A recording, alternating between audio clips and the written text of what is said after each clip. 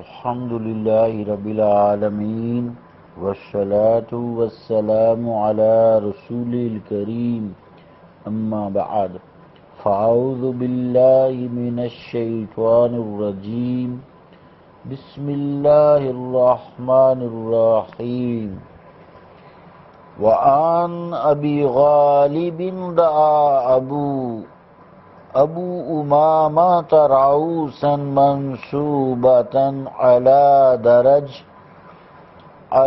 درج دمشق فقال أبو أمامة كلاب النار شر قتل تحت أديم السماء خير قتل من قتله ثم قرأ يوم تبيض وجوه وتسود وجوه الآية قيل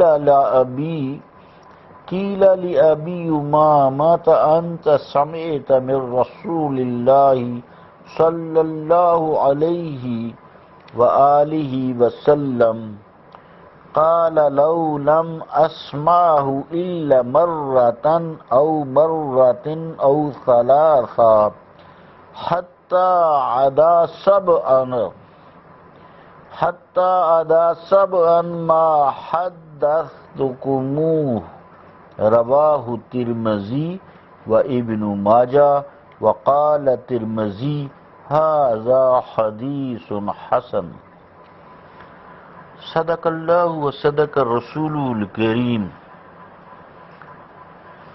عزیزان گرامی قدر، آپ تابعی ہیں، بصری بحالی ہیں، آپ کا نام حزور ہے، آپ کو عبد الرحمن حضرمی نے آزاد کیا۔ بعض محدثین نے آپ کو ضعیف کہا، بعض نے قوی کہا ہے۔ آپ مشہور صحابی ہیں، اولاً مصر میں پھر حمص میں رہے، وہاں ہی انتقال فرمایا۔ شام کے آخری صحابی آپ ہیں، یعنی سب سے آخر وہاں ہی آپ کی وفات ہوئی۔ یعنی حدیث پاک میں نا ایک صحابی کا ذکر ہے اور ایک تابعی کا ذکر ہے۔ یہ جو سر تھے لٹکے ہوئے، یہ خارجیوں کے تھے، جو غالباً حضرت علی کرم اللہ وجہہ کی جماعت کے ہاتھوں قتل کیے گئے۔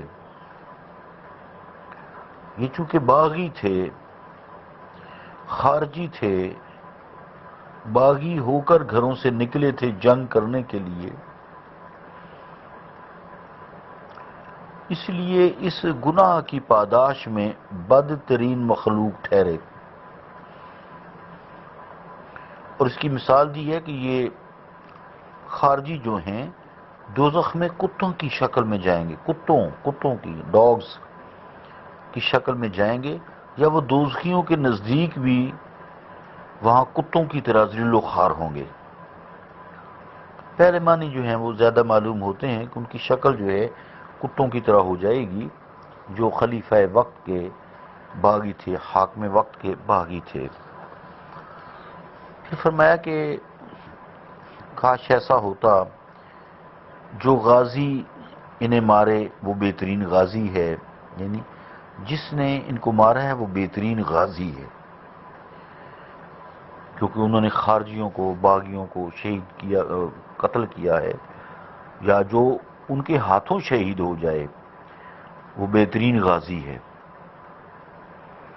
یعنی جو ان کو قتل کرے بہترین غازی ہے، اور جو یہ قتل ہوئے باغیت کے جرم میں یہ بدترین لوگ ہیں، کتوں کی مثال ان کو دی ہے، خود یہ بدترین مقتولین ہیں۔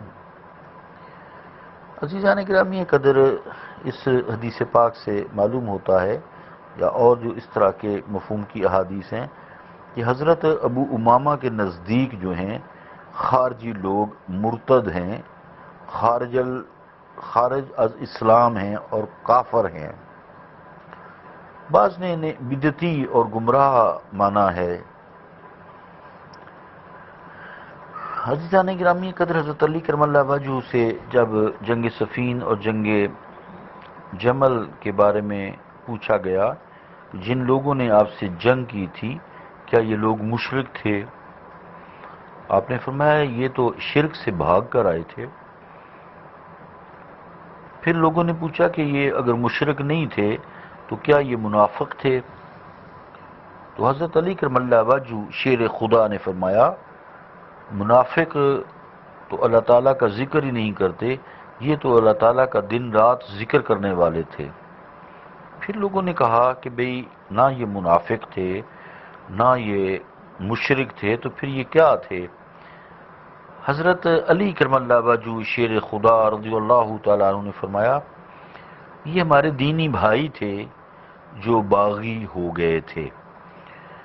تو مراد یہ ہے کہ جو باغی ہو جائے حاکم وقت ملت اسلامیہ کا، اس کی سزا بھی قتل ہے، اور جو اس کو قتل کرے وہ بہترین غازی ہے، اور وہ چونکہ قتل ہوئے ہیں وہ بدترین مخلوق ہیں۔ اس حدیث پاک کا یہی مفہوم ہے۔ یعنی ابو غالب نے حضرت ابو امامہ سے پوچھا کہ آپ کا یہ ارشاد اپنا ہے یا حضور انور صلی اللہ تعالی علیہ وآلہ وسلم سے سنا ہے کہ جو خوارج ہیں یعنی خارجی ہیں یہ دوزخ کے کتے وغیرہ ہیں؟ تو آپ نے فرمایا کہ دوسری احادیث تو میں نے حضور انور سے وہ ایک دو بار سنی ہوں گی، مگر یہ فرمان عالی خوارج کے متعلق یعنی یہ حدیث پاک 7 بار سنا ہے، تب میں یہ روایت کر رہا ہوں۔ عزیزان گرامی قدر معلوم ہوتا ہے کہ بارگاہ رسالت مآب صلی اللہ تعالی علیہ وآلہ وسلم میں ان خارجی مردودوں کی برائیاں اکثر بیان ہوتی تھیں جو اہل بیت رسول کریم صلی اللہ علیہ وآلہ وسلم اور ان کے خلاف یا خلیفہ وقت کے خلاف اکثر برسر پیکار رہتے تھے اور گفتگو نازیبہ الفاظ استعمال کرتے تھے۔ تو آپ صلی اللہ علیہ وسلم کے پاس چونکہ اکثر ان کی برائیاں بیان ہوتی تھی، اور آپ نے انہیں پھر خارجی کہا اور کہا کہ جب ان کا جرم ثابت ہو جائے تو یہ واجب القتل ہیں اور بدترین مقتولین میں سے ہیں۔ اللہ رب العالمین ہمیں باغیت سے بچائے۔ حاکم وقت جو خلیفہ ہے، حکومت اللہ تعالیٰ دیتا ہے، نبوت اللہ تعالیٰ دیتا ہے، کتاب اللہ تعالیٰ دیتا ہے، نہ اب نبوت آنی ہے نہ اب کتاب آنی ہے، یہی عقیدہ ختم نبوت ہے۔ حکومت پوری دنیا میں اللہ تعالیٰ کی عطا ہے، جیسا کہ قرآن مجید میں فرمایا قل اللہم مالک الملک تؤتی الملک من تشاء وتنزع الملک ممن تشاء۔ اے مصطفیٰ فرما دیجئے کہ میرا جو اللہ ہے، قل اللہم مالک الملک، اللہ جو ہے سارے ملک کا، ساری کائنات کا بادشاہ ہے، جسے چاہتا ہے حکومت دے دیتا ہے، جسے چاہتا ہے چھین لیتا ہے۔ تو اللہ رب العالمین اللہ کے جو حکمران ہیں خواہ وہ کافروں کی ہوں، ان کے ملک میں اگر ہم جائیں تو ان کے قوانین چاہے وہ اللہ تعالیٰ کے خلاف ہی ہمیں پاسداری کی توفیق عطا فرمائے۔ اسی طرح آپ دیکھیں نا وہاں جب آپ لوگ باہر جاتے ہیں تو وہاں اگر ان کے قوانین کی آپ خلاف ورزی کریں گے تو وہ آپ کو اندر دبا دیں گے۔ اب جیسے عید گزری ہے، آپ وہاں قربانی نہیں کر سکتے کیونکہ ان کے قانون میں نہیں ہے، آپ قربانی کریں گے تو وہ آپ کو پکڑ لیں گے، ٹھیک ہے؟ اس لیے آپ کے جو یورپ وغیرہ میں لوگ ہیں، رشتہ دار ہیں، وہ قربانی کے پیسے پاکستان بھیجتے ہیں۔ تو مراد یہ ہے کہ کسی بھی قانون کی باغیت سے اللہ رب العالمین ہمیں بچائے تاکہ ہم دنیا اور آخرت کے فتنوں سے بچے رہیں۔ اللہم انی اعوذ بک من عذاب جہنم واعوذ بک من عذاب القبر واعوذ بک من فتنۃ المحیا وممات واعوذ بک من فتنۃ المسیح الدجال۔ صلی اللہ تعالی علی رسول خیر خلقہ محمد وعلی آلہ وصحبہ اجمعین برحمتک یا ارحم الراحمین۔